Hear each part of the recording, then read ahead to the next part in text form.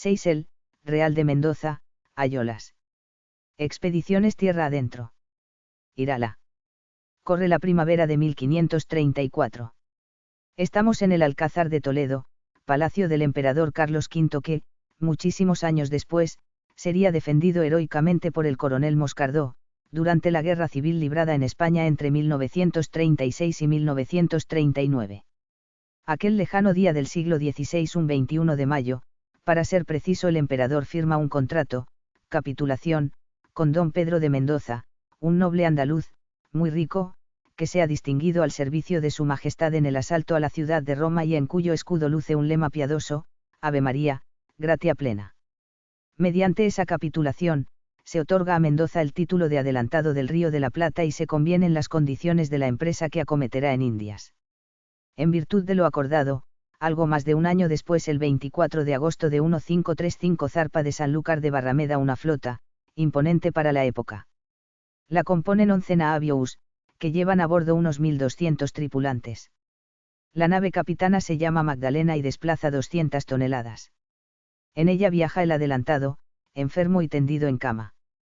Pues, en efecto, se supone que el principal motivo que impulsó a Mendoza hacia estas tierras fue la búsqueda del árbol de la salud, al que se atribuían cualidades capaces de curar sus males, contraídos en conquistas de otra naturaleza.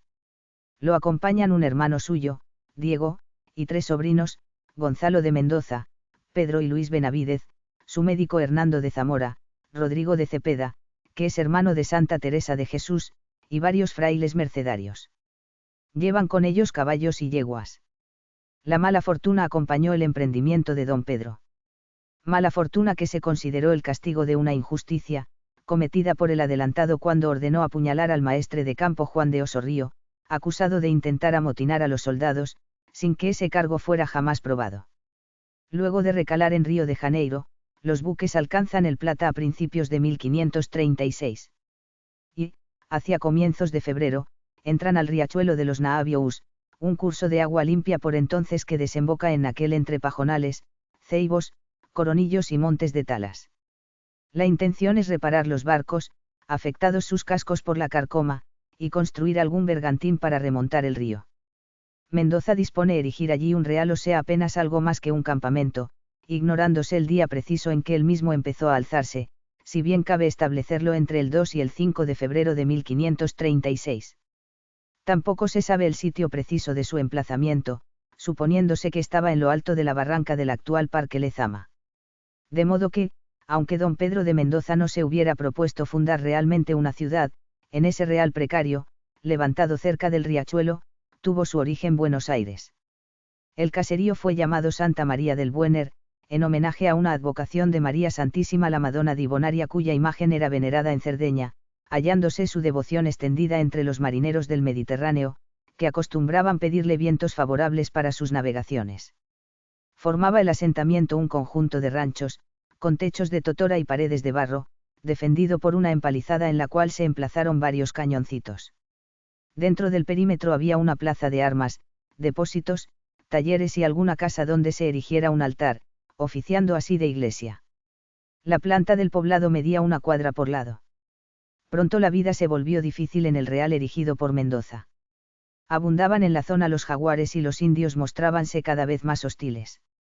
Escasearon luego los víveres y el fantasma del hambre sobrevoló el poblado.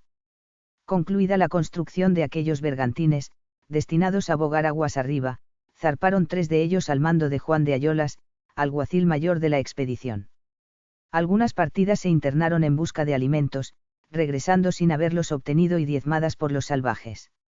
Se organizó entonces una columna, comandada por Diego de Mendoza, a fin de darles un escarmiento. El 15 de junio chocan indios y españoles, resultando muchos de estos muertos en la refriega. Envalentonados, los aborígenes atacan a Buenos Aires. Utilizan flechas incendiarias y logran pegar fuego al techo de algunos ranchos. Los sitiados resisten el ataque, pero la situación se agrava en el real. Ya no quedan provisiones y el hambre llega a ser terrible.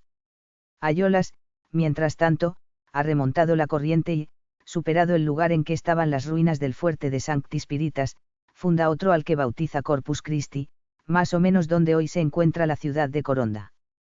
Deja allí 100 hombres, a cargo del capitán Gonzalo de Alvarado, y regresa con provisiones a Buenos Aires, siendo recibido con la alegría que cabe imaginar. Habla maravillas de cuanto ha encontrado río arriba, indios de natural pacífico, abundancia de caza, bosques extensos y la posibilidad de hallarse cerca de las sierras de la Plata. Mendoza, que había resuelto regresar a España, se deja seducir por los relatos de Ayolas y confiando el real a la custodia de un puñado de hombres emprende viaje con el resto de la gente, conducidos por aquel. La travesía es penosa, el hambre vuelve a cundir y los yacares devoran los cadáveres que son arrojados por la borda.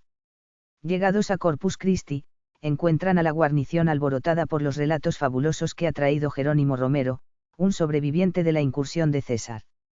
Tanto fue así, que Ayolas decide continuar la navegación hacia las regiones descriptas por Romero, acompañado por la mayoría de los pobladores del fuerte. Mendoza, cuya enfermedad se ha agravado, queda en un campamento que establece cerca de Corpus Christi. Pero no aguanta mucho tiempo y opta por poner punto final a su desgraciada estadía americana. Arriba a Buenos Aires, dicta un testamento dejando el adelantazgo a Ayolas y embarca en la Magdalena, rumbo a Europa. No alcanza sus costas con vida, pues muere en alta mar, el 23 de junio de 1537. 3 huellas perdurables quedaron tras las andanzas desafortunadas de don Pedro, el real sobre el cual se fundaría más tarde Buenos Aires, la marcha emprendida por Ayolas río arriba, de la que derivarían importantes consecuencias, y la dispersión de algunos caballos y yeguas, traídos en la expedición que organizara, los cuales se multiplicarían notablemente en las llanuras aledañas a aquel riachuelo de los Naabious, donde el adelantado se detuviera para reparar aquellos que lo trajeran a estas tierras lejanas. Ayolas prosiguió su esforzado avance. Luego de remontar 100 leguas el río Paraguay, se mete tierra adentro. Antes, construye en la costa un fortín que denomina Nuestra Señora de la Candelaria, dejando a su frente un hombre dotado de notables condiciones personales, Domingo Martínez de Irala, natural de Guipúzcoa, valiente, sagaz y prestigioso entre sus compañeros. Mientras Irala permanece en la Candelaria, llega allí Juan de Salazar, enviado por Mendoza antes de dirigirse a España, con el encargo de notificar a Ayolas que le ha legado la dignidad de adelantado. Irala y Salazar buscan inútilmente a Ayolas. Por fin, vuelve Salazar sobre sus pasos y, a orillas del río Paraguay, en una bahía profunda que está cerca de un cerro, levanta la fortaleza que llama de Nuestra Señora de la Asunción, hoy capital paraguaya. Ello tuvo lugar un 15 de agosto de 1537. Como Ayolas no retorna, Irala se hace cargo del mando en Asunción. Desde allí organiza otra entrada, en busca de aquel adelantado que jamás se enteraría de haber recibido tal título como legado. Por un indio sobreviviente, se entera Irala del fin de Ayolas. Había ocurrido que éste, en su temeraria incursión, luego de 1000 peripecias alcanzó las sierras de la Plata. Y, cargado con el precioso metal, llegó de vuelta a la Candelaria, abandonada por Irala.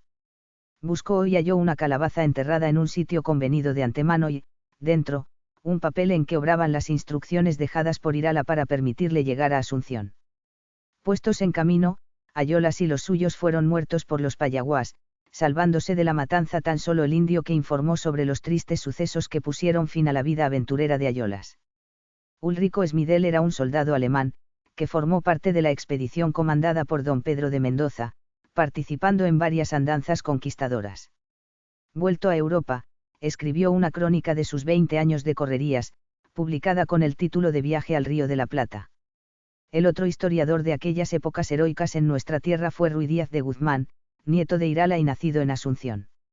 A él se debe el primer libro dedicado específicamente a la Argentina, que ya denomina de ese modo y que compuso en 1612. Comienza con el descubrimiento del Río de la Plata y alcanza hasta la fundación de Santa Fe, incluyendo la de Buenos Aires por Mendoza. En la Argentina, de Díaz de Guzmán, se recoge una leyenda vinculada con el hambre que afligió a Buenos Aires y que se refiere a la Maldonada. Esa mujer, según el relato, abandona el real y se interna en zona de indios. Halla en su camino una leona, hembra de puma o jaguar, de la cual se hace amiga. Capturada la fugitiva por los españoles, como castigo por su deserción es atada a un árbol, para que la devoren las fieras. Pero la leona y sus cachorros la defienden durante 3 días, siendo entonces perdonada por sus captors.